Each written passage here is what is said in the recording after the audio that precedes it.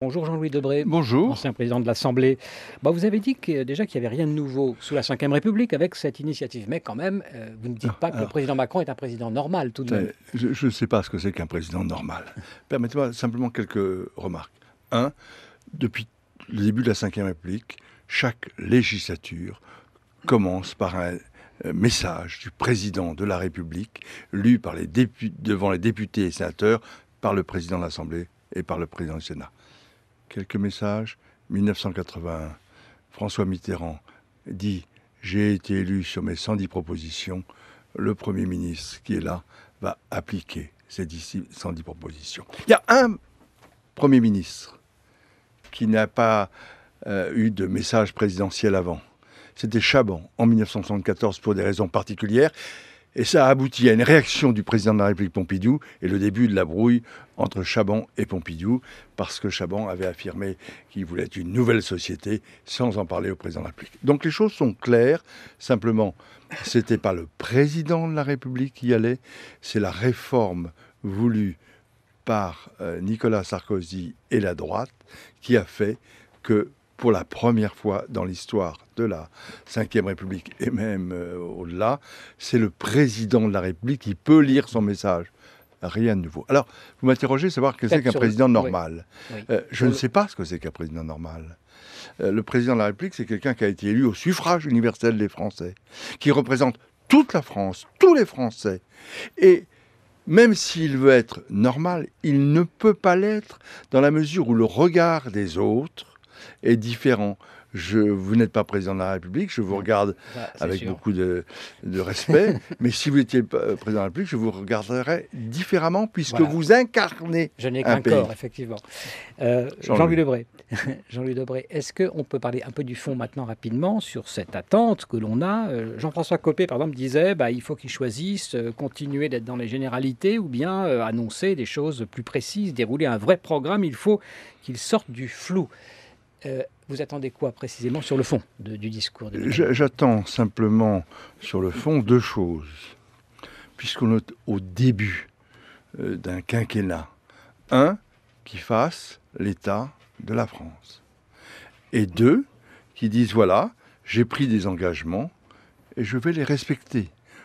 J'ai une légitimité, je suis l'élu du suffrage universel, vous avez été élu en majorité pour que mon programme soit appliqué, je vous confirme que le Premier ministre Édouard Philippe, qui est là, il est chargé par moi, en vertu des institutions, d'appliquer ce que les Français ont voulu que j'applique. Il va falloir qu'il dise un peu autre chose aussi, malgré tout, puisqu'il intervient de façon solennelle pour donner une vision générale aussi de dans ses propositions, la manière dont la France est conduite. Voilà où on est et voilà où je veux qu'on arrive.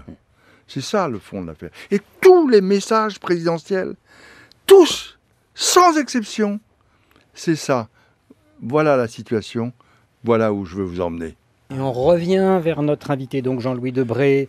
Jean-Louis Debré, votre père, on le sait, c'est l'un des rédacteurs de cette Constitution. Est-ce qu'elle est en train d'évoluer ou est-ce qu'au contraire, on revient finalement aux fondamentaux de la Ve République? Si vous me permettez, je voudrais juste préciser l'excellent édito d'Antoine Marais. D'abord, il y a un fait qui est clair. Au deuxième tour de l'élection présidentielle, la première fois depuis 1958-59,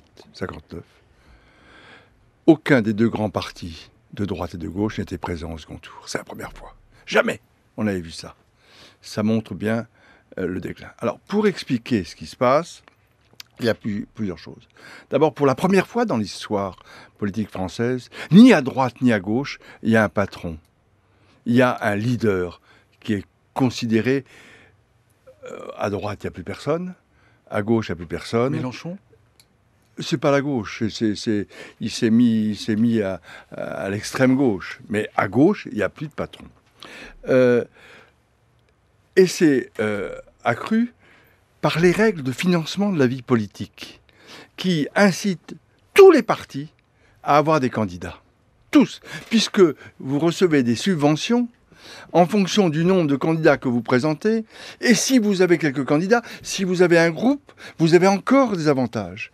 Et donc on est rentré dans un mécanisme qui est en train de tuer l'organisation partisane entre la droite et la gauche par des incitations financières. Si vous avez eu aux dernières élections, dans certaines circonscriptions, 10, 15 candidats, c'est pas parce qu'il y avait 10 ou 15 personnes qui voulaient être candidats, c'est parce que derrière ça, il y a des subventions et il y a des candidats qui ne faisaient même pas éditer leur bulletin de vote. Donc on est dans une situation nouvelle. Alors, c'est pas totalement nouveau, parce qu'en 1959, avec le retour au pouvoir du général de Gaulle, mais il y avait un patron. On a vu un chamboulement total de l'Assemblée nationale, mais c'est pas totalement nouveau. En 1981, un chamboulement total de l'Assemblée nationale, mais il y avait un patron. Mais là, il y a François Mitterrand. Là, il y a un patron. Mais il ne se situe pas dans les partis traditionnels, qui sont désespérés. Tout leur échappe. En plus, le clivage droite-gauche n'est plus lisible. Alors, est-ce qu'il va redevenir lisible à un moment donné, ou est-ce qu'on passe complètement à autre chose? Ou est-ce que les choses vont revenir à leur place? Moi, je suis persuadé qu'on va à une nouvelle donne. C'est les conservateurs et les modernes qu'on a connus dans le passé. Alors, dans les conservateurs, il y aura aussi bien des gens de gauche que des gens de droite. Et dans les modernes, il y aura aussi bien des gens de gauche que de droite. Et ce qui se passe à l'Assemblée nationale aujourd'hui, c'est la conséquence de la décomposition des partis. On l'a vu avec les Républicains. Ils ont été élus Républicains, ils ne savent plus où ils sont. Ils ne savent plus où ils sont. Alors vous avez les Républicains. Alors ça veut dire que je crois simplement, permettez-moi, oui.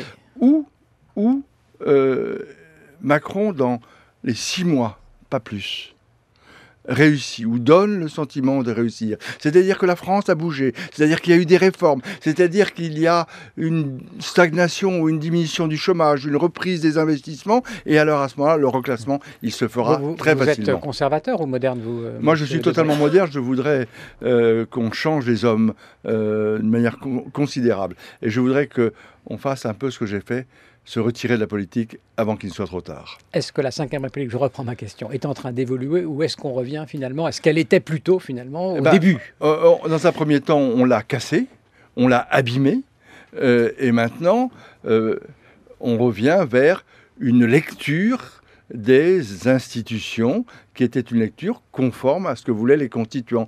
Quand je vois dans le titre d'un journal l'hyper-président, mais on devrait regarder tous les journaux depuis 1959. C'est tous les mêmes titres. Et souvenez-vous, le domaine réservé du général de Gaulle. Souvenez-vous, Chirac qui dit « je décide, il exécute ». Souvenez-vous, tous, les institutions ont permis, peut-être le rappeler à ceux qui veulent tout modifier, les institutions de la Ve République qui ont succédé aux institutions de la Quatrième, où il y avait un gouvernement tous les 7 mois, où le président de la République n'avait aucun pouvoir, il inaugurait les chrysanthèmes.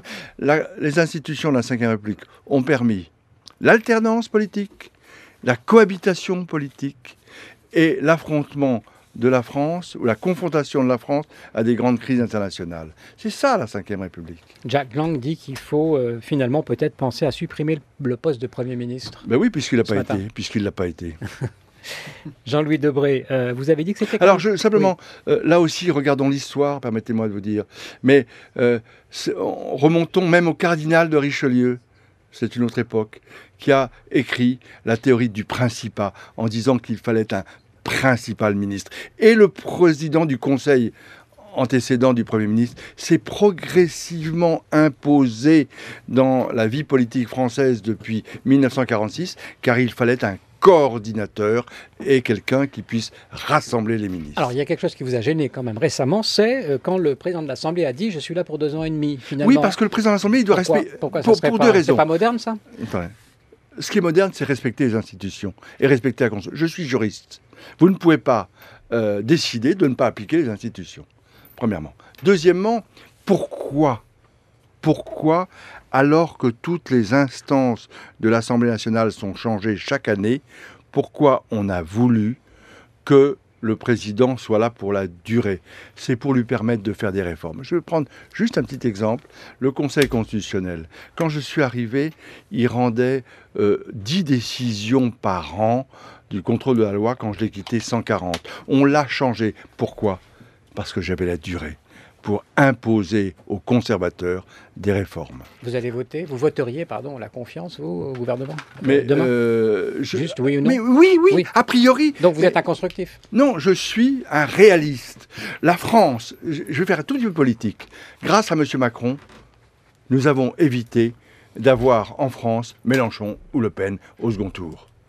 Eh bien, là, nous avons un impératif, c'est que la France réussisse pour éviter la venue au pouvoir des extrémistes. Merci beaucoup Jean-Louis Debré. Je renvoie donc à votre livre Dictionnaire amoureux de la République paru en début d'année. C'est édité chez Plomb